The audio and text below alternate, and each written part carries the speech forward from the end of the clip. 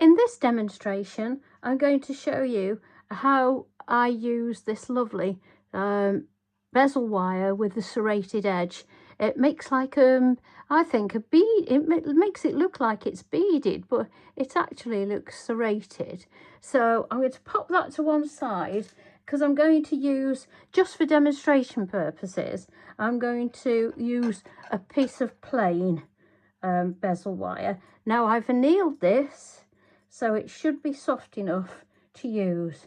To start my bezel wire off, I take my nail making pliers and I start off the circle. Now that's probably too small. I'm going to go on the largest one on mine because I'm using a 10mm stone. There we go. So that's as easy. It's much easier if you anneal it, because if you don't, it keeps springing backwards and forwards.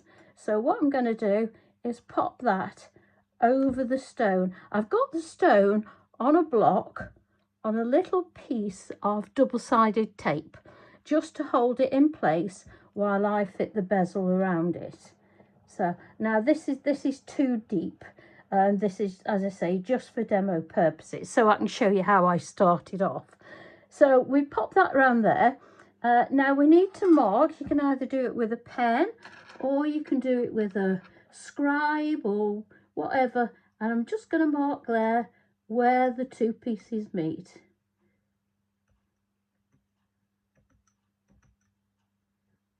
There we go. So I can now take that off there and move that out of the way for now.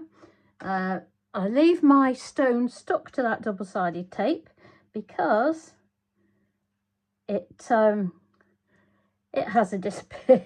It wants to disappear onto the floor. So I know where it is there. So you take your mark, and this is very fine, this bezel wire, with a nice sharp pair of scissors. Just trim it off. We now can take our pliers, and what we need to do is make sure that these two ends meet perfectly.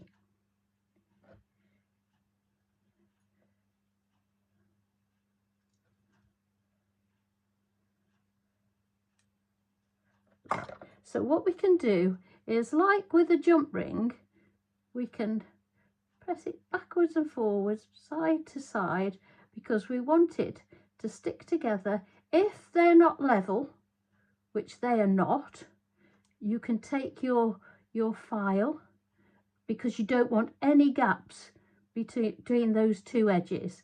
The best thing you can do is, when you think you've got it right, is to pop it up to a window or some daylight, so that you can see if there's any daylight coming through it. So what I do next, let me move those off there. What I do next is pop that on there. Now I would do that better. I would make sure they're closed, but as I say, time wise, I'm just going to show you what I do next. So next I take my flux. I'm using liquid flux, and I'm going to pop it into this jam jar lid. Actually, dip my brush into it and pop a little bit on there. There we go. And in here, what I've also got is some pallions of solder. So we need to pick up one of those if they're willing. There we go. And I'm going to pop that on the join.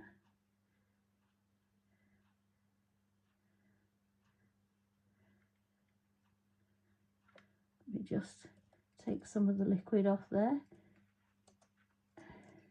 Wants to swim about. There we go. That should do it now. Pop that piece. There we go. Now I've got that piece of solder.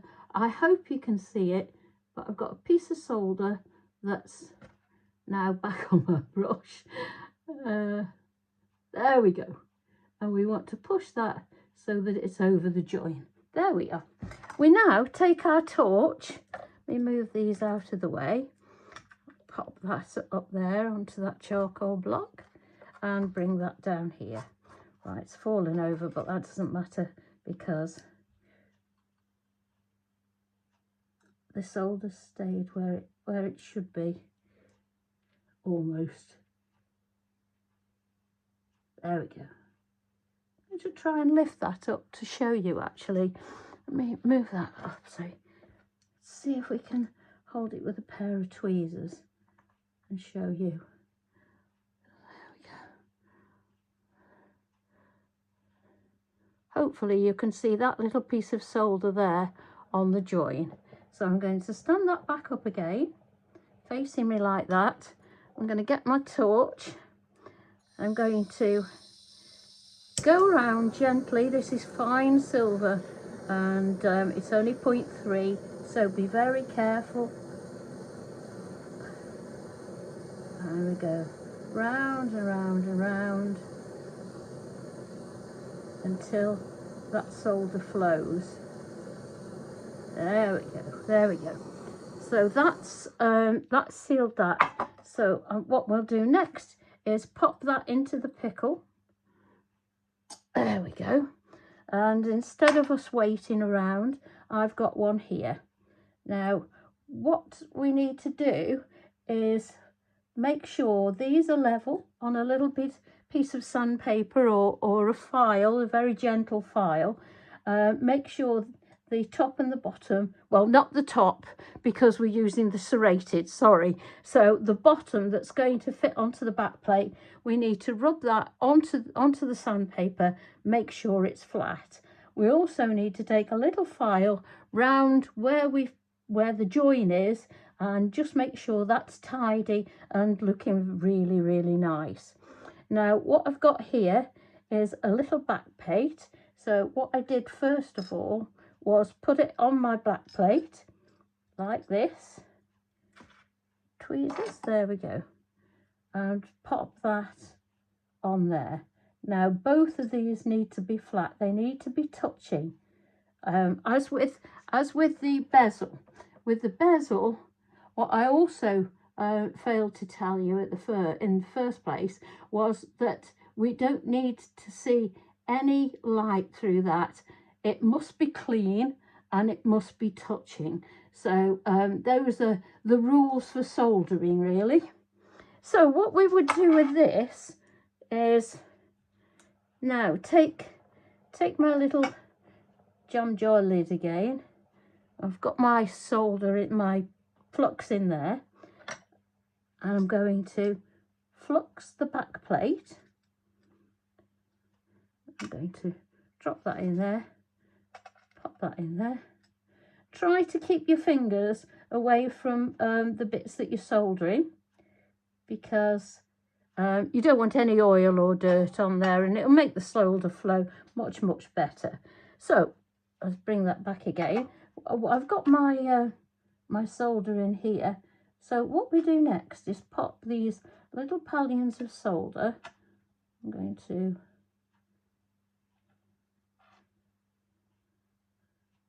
pop these in like this. And you need to pop them so they're touching the bottom, the base plate, and they're touching the bezel as well. So that once they start to flow, they'll make a lovely join in there. So let's get a few more pieces. Which one do we want? Don't want great big pieces. There we go. I've got mine on a turntable, which makes it much, much easier. And just pop them in and then push them up to the edge with your paintbrush. You don't want your paintbrush too wet, or else, as you saw earlier, the solder pallion will keep sticking to your brush. There we go. There's the last one. There we go. And pop that in there. Like that. So pop that out of the way. Let me move this back up where we can both see it. If you think any have just moved out of place, because the bezel will move as you're pushing this solder in. There we go. So everything's touching now. So what we want to do is, I hope you can see this. So I've got little pallions of solder in there. I'm now going to get my torch again, And I'm going to start by heating the back plate. The bezel is really, really fine, and the back plate, I've got a back plate here probably of about 0.5, so that's the heaviest mass that we're soldering. Now you'll see the flux start to bubble up, and if it pops your solder out of place, then you just need to get, once it's starting to flow, you just need to get your solder pick and just put it into place. So here we go.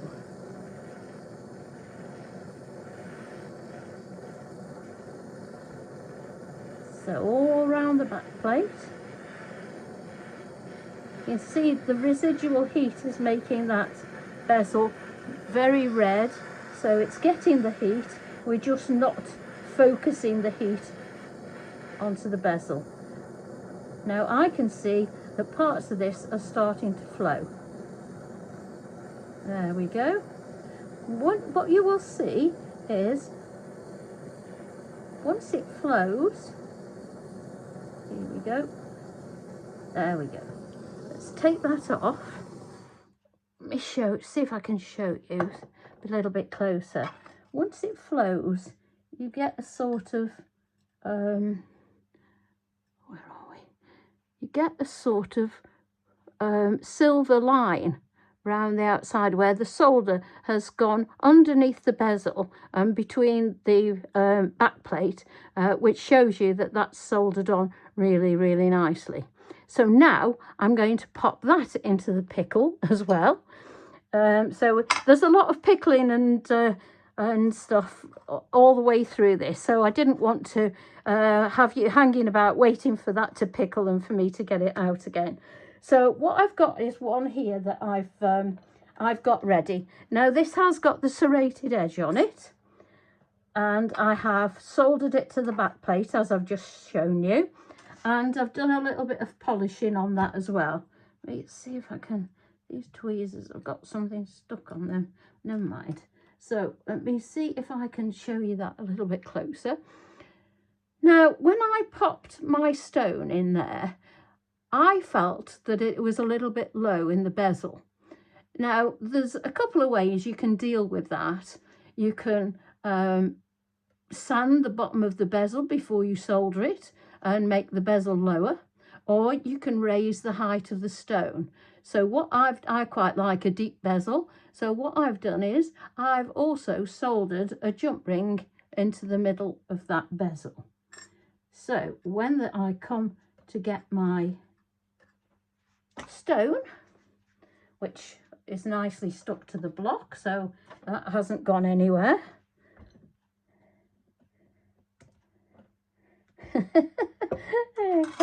It's stuck on the double-sided tape. Gosh, that has stuck well. That's some good tape. There we go. Okay. So what we're going to do is pop that in there. Oh, that's hot. Let's pop that in there. I'm going to actually take it off that hot block, and we'll go back onto the black block. So I'm going to just move that out of the way because that's actually still quite hot. So let's move that over there. Now I'm going to bring this over here. I'm not going to put it onto that sticky tape, although I could do actually. I could pop that onto the sticky tape. Yeah, that's a really good idea actually. I hadn't thought of doing that before. And we're going to pick up our stone and pop it in that well-prepared bezel that's going to hopefully take the stone really nicely. You don't want to be forcing it in, you just gently drop it in, and that's actually a really nice fit. I'm really happy with how the jump ring has, let me move this up so you can see perhaps a bit better, so that the jump ring is raising up that stone and supporting it, and it's really, really nice and firm. So what we do next is we use two things to set the stone. We use a bezel pusher, which has got a square end, and what I've done with mine, and I advise if you've got one of these that try and do this to yours, is to take off the sharp edges is take off the corners and the edges. I've just done it with a file actually and some sanding paper and gone down the grits. I've also polished up the end so that it's nice and polished, and that makes a much nicer, neater tool that will do a better job. Excuse me, I am sorry. So what we're going to do now with this is we're going to pop our finger on the stone and we're going to work north, south, east and west. So we're going to do those 4 points first. So we're going to push in like that, very gently. You can do a little bit at a time. We don't want to do anything in a rush. Now what we do is we start at the bottom. This is the action we use, is let me do it this way for you. We push in and we tip over. So we push in nice and neat, tip over, and then we go over to the opposite side and we do exactly the same. And this will catch the stone in the 4 corners. So now we're going to turn that round, do the other 2 points, and you'll find actually this is a really, really good idea, more by accident, I do have to say. But if you put it on a block, on some sticky tape, then you'll find that it does hold it really well to do this. You may also, it depends what you're going to do with the stone once you've set it and put it on the back plate. I actually made mine into a ring. So in that case, you can pop that into a ring clamp and you can work on it like that, which makes it really, really handy. Where you can also put it in a ball vise, you can put it in your white morph and pop it into your bench vise, whatever way you find easiest to use it. But I do have to say, this is a quick, easy and cheap way of doing it. So we're doing these 4 points like that, like that, and then we're going to go in between those 4 points. Press in gently. You don't want to do an opposite, you don't want to do too much at a time. So, and then between the others, so that's between there and there. And then you work your way around. You carry on going until it's all nicely set. I won't make you watch everything I do but you gently go. Once you've got all your points done, you can then start to go around and tighten it all up until you've got a nice setting as I've got for the ring here.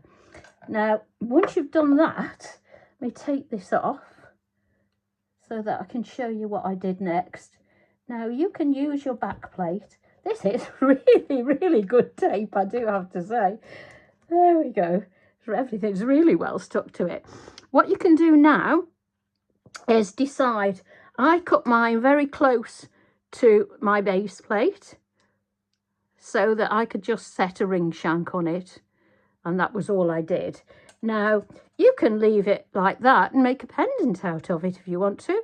You could make it in, if you measure it properly, and put a nice square on there. You could make it into a diamond shape. You could even texture around the outside here. But if you want to make a ring like I've done, then all you need is a pair of pliers like that, and you can cut around the edge. Don't go too close to the bezel, because once you've trimmed it all off, leave a slight little bit so that you can come round and do your filing. And then once you've done the filing and you've got it all neat, you then need to polish it. Now, as I say, I put mine on a ring like that. So it made it much easier to hold and everything. And yeah, so the sky's the limit really. Once you learn how to bezel set a stone, your designs will just really, really go up a notch, and hopefully you'll be very pleased. So that's how to bezel set a stone.